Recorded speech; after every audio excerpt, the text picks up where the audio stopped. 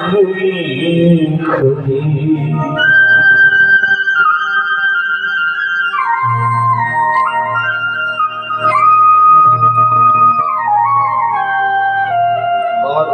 ऐसा भगवान का दिव्य रूप है। अब भगवान धीरे धीरे गुटमन चलने लगे और मैया को खूब आनंद आता। जितने भी गोप ग्वाल थे खूब आनंद लेते भाई, और बड़ा ही आनंद उत्सव बना है।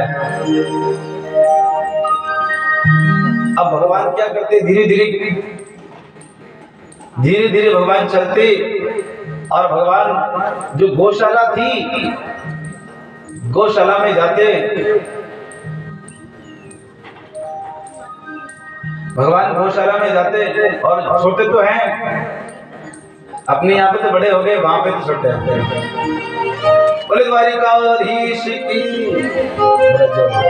एक बार भगवान का इतना सुंदर रूप है, एक बार जोरदार तालियां बजाएं तो सारे।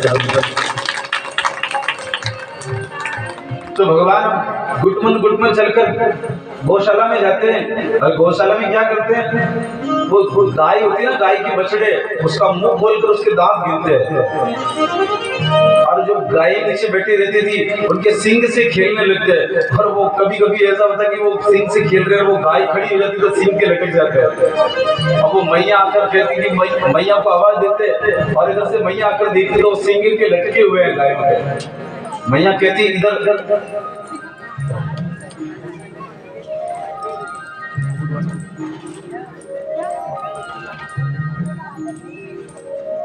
और भगवान की ऐसी दिव्य बाल लीलाएं हैं भाई।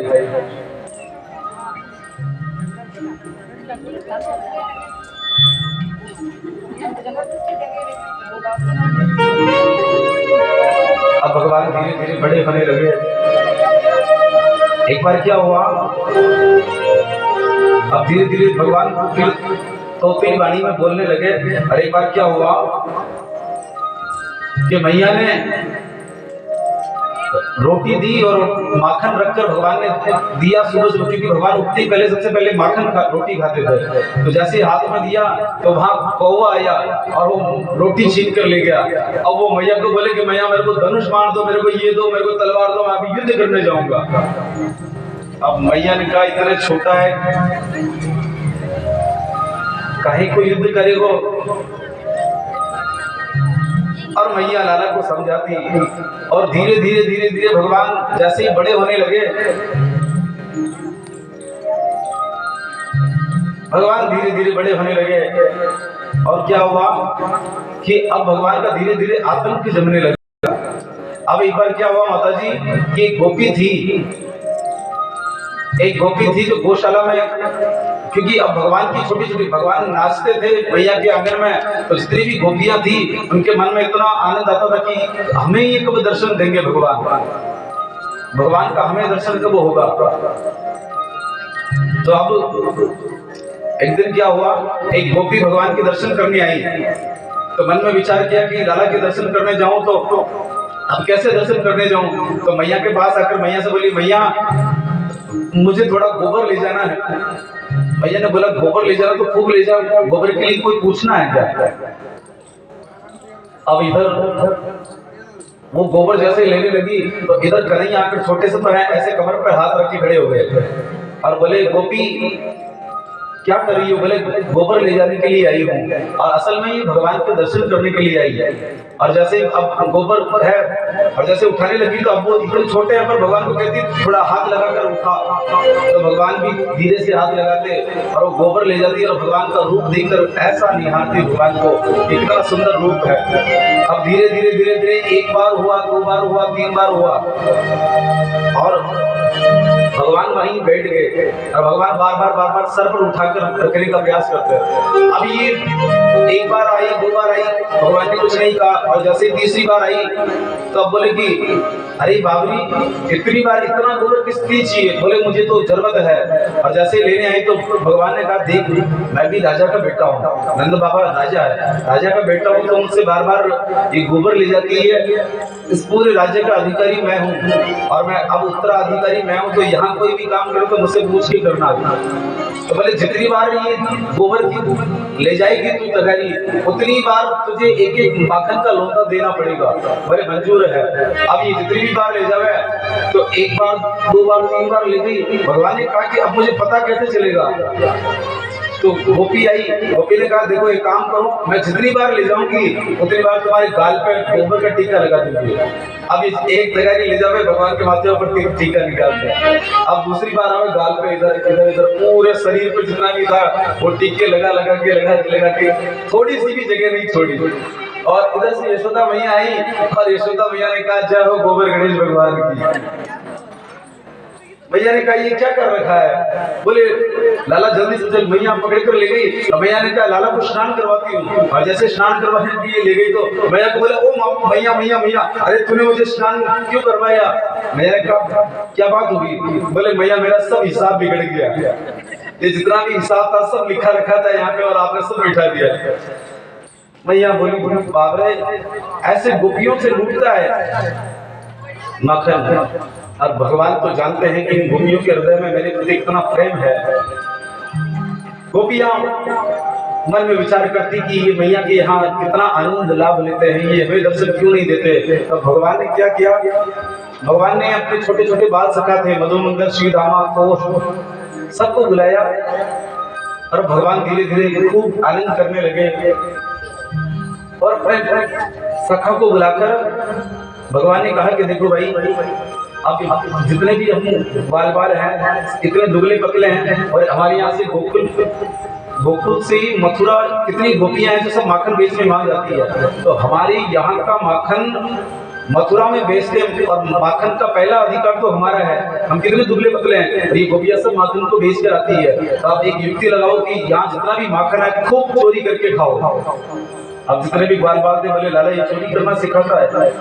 बोले चोरी के माखन में तो मजा ही कुछ और आ गया। और अब भगवान को बोले कि हमने कभी चोरी की नहीं। तो बोले कि आज सबसे पहले काम करो, मंडली का नाम लिखा बाल गोपाल चौर विद्या प्रचार मंडल, ये अपना मंडल है। और अब एक संगठन बनाकर कहा है कि अब सबसे पहली चोरी अपने अपने घर पे करने जाओ। और सब जितने भी बाल गोपाल थे बोले लाला हमने कभी चोरी नहीं की है। बोले सबसे पहले इसीलिए बोल रहा हूँ कि घर पे जाओ। अब जितने भी बाल बाल थे सब घर पे गए चोरी करने। खूब पिटाई हुई, सबकी खूब पिटाई हुई। और इधर भगवान भी प्रयास करने लगे। और जैसे माथे चुरा के खाने लगे तो इधर से मैया आई। और मैया को देखकर घर तक कांपने लगे। बोले क्या करेंगे, मैया को क्या बोलेंगे? जैसे भैया पास में आई और यहाँ मोड़े के माखन लगो है, तो आप बोले कि मैया डांटेगी, मैया को क्या बोलूंगा? तो मन में विचार किया और अब उद्यमी तो है ही है। तो तुरंत इनके मन में सुंदर सा विचार आया। तो मैया ने आकर बोला कि अरे लाला क्या करता है? बोले मैया क्या करूं, अभी बंदर आया था तो बंदर को भगाने के लिए आया था मटकी के पास में। तो बोले बंदर को भगाने आया तो यहाँ मोड़े पे तेरे माखन क्यों लगो? तो बोले मैया मैं जैसे मटकी के पास में आया तो मटकी के पास में इतनी चिट्ठियां हो रखी थी इसमें, तो मैं इन चिट्ठियों को बीनने लगा।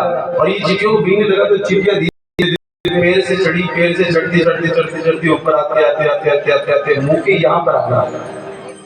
अब मैया ने कहा कि इतना छोटो है पर इतना झूठ बोलते हो।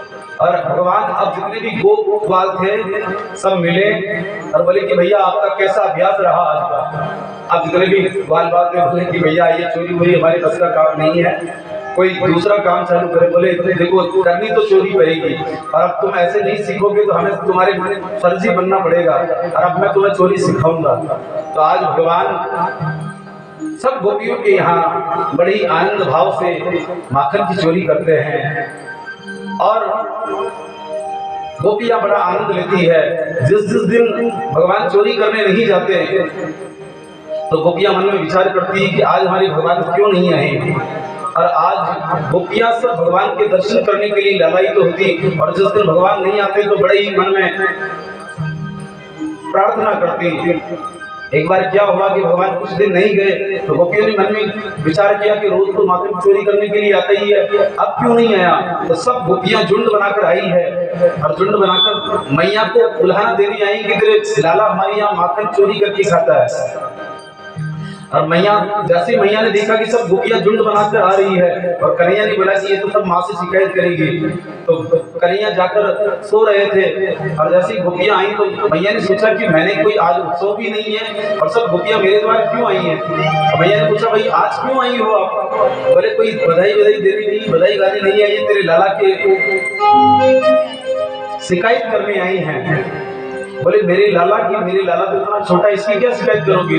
बोले तेरे लाला पता है वत्सान मुंचन क्वचिद समय क्रॉस संजात हासः सीतम स्वादत्य दधीपया कल्पितै सेतयोगै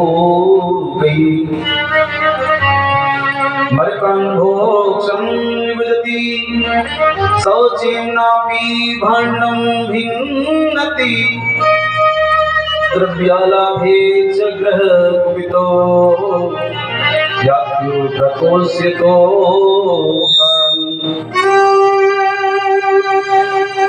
अब गोपियां मैया से शिकायत करती कि तेरे लाला की शिकायत लेकर आए हैं। एक गोपी मैया से कहती है मैया तेरे लाला है ना, जब हम मथुरा में माखन बेचने को जाती है तो पीछे से कंकर फेंककर मटकियों को फोड़ता है। अब मैया ने लाला को बुलाया, लाला को आवाज देकर बोले कि अरे कन्हैया ये गोपियां क्या कहती है? भगवान दौड़कर आए और भगवान ने देखा कि सब यह तो झुंड बनाकर आई है और मैं तो इतना छोटा हूँ, मेरी चलने वाली नहीं है। तो बोले कि ये गोपी कहती है कि तुम इनकी मटकी फोड़ता है। भगवान बोले देखो भैया मैं मटकी इसलिए फोड़ता हूँ, ये गोपी है ना ये जो बोल रही है ये कभी नाती नहीं है, इसलिए मैं इसको पंचामृत से स्नान करवाने के लिए मटकी फोड़ता हूँ कि कितनी कारी है, ये दूध दही से नहाएगी तो गोरी हो जाएगी। अब एक गोपी ने कहा कि अरे मैया ये स्नान नाम तो अच्छा है पर मेरे यहाँ पर आकर गाय के बछड़े खोल देता है, दूध का समय नहीं होता उस समय भी आकर बछड़े खोल देता है। मैया ने कहा कि आप बोल दिया करो कि शाम के समय आकर बछड़े खोलना ही है बछड़े को, तो शाम के समय आया करो। बोली मैया ये तेरे लाला इतना भोला दिखता है ना, इतना भोला है नहीं। बोले मैंने इसको बोला कि तुझे बछड़े खोलने का इतना शौक है गायों के, बिना समय आकर गायों के बछड़े खोल देता है और हमारी सासू डांटती है कि आज दूध नहीं निकला। तो मैंने इसको कहा कि यदि बछड़े खोलने तो शाम को आया कर, तो मेरे को ऐसे कमर पे हाथ रख के बोलते हैं मेरे को क्या भिखारी समझा है क्या, मैं तेरा नौकर हूं क्या? और मैया जैसे ही हम इसको डांटने लगते, मैया का इसको डांटा करो, तो बोले हम डांटते हैं और ये मंद मंद मुस्कुराता है और जैसे मुस्कुराता तो हम सब भूल जाते हैं मैया। दूसरी गोपी कहती है मैया तेरे लाला की क्या कहे?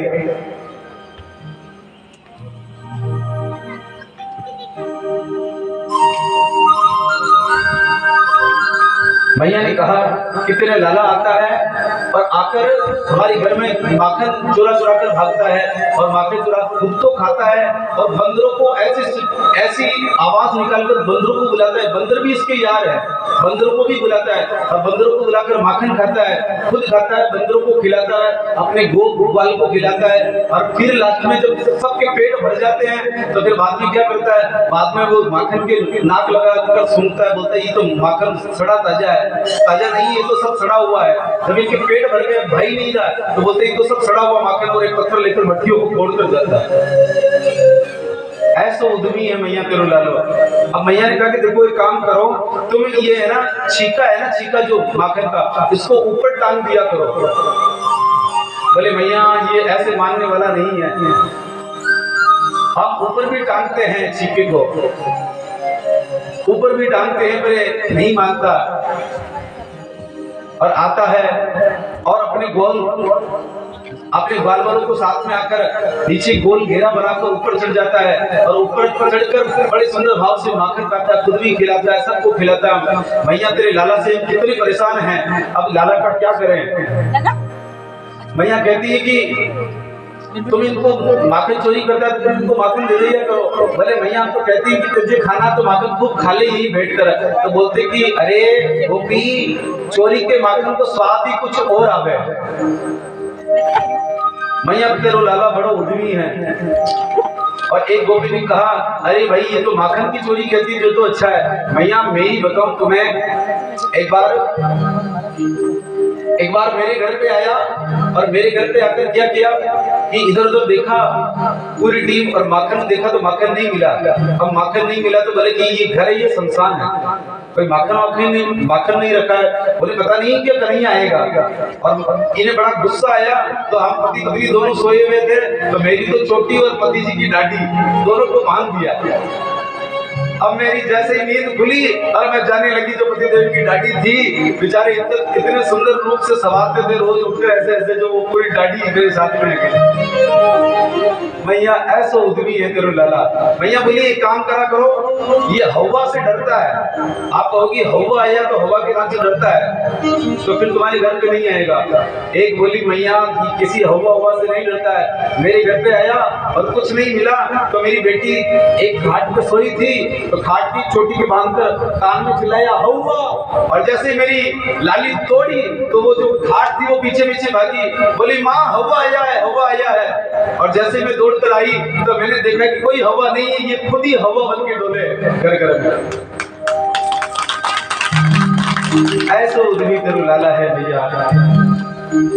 अब मैया बोली कि देखो मैं ऐसे मानने वाली नहीं हूँ, ऐसे में मानने वाली नहीं हूँ। मैं तो जब प्रत्यक्ष देखूंगी चोरी करते हुए तो मैं मानूंगी, कोई मुझे पकड़ कर लाओ दिखाओगी तो मैं मानूंगी। सबने स्वीकार किया और आज भगवान अपने गोपाल के साथ में आए हैं।